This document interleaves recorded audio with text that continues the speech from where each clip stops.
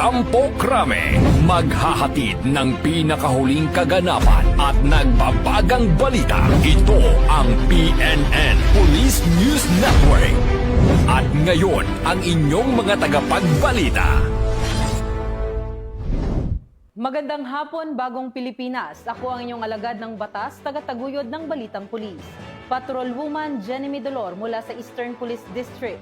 Maghahatid sa inyo ng tamang balita, kwento ng pulis at serbisyo para sa mamamayan. At ito ang PNP News Online, ang pangunahing balita ng Police News Network, alagad ng batas, tagataguyod ng Balitang Pulis.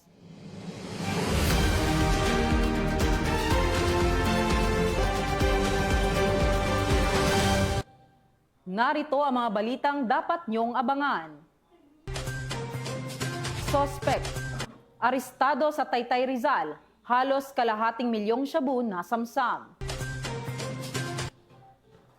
Mag-amang miyembro ng Muro National Liberation Front, patay, babaeng anak nito sugatan sa pamamaril sa Maguindanao del Sur.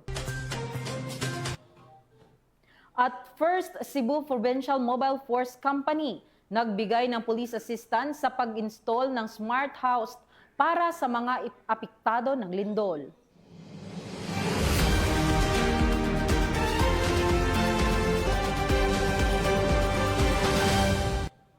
Narito ang mga balitang hatid ng ating PNN correspondents mula sa iba't ibang panig ng bansa.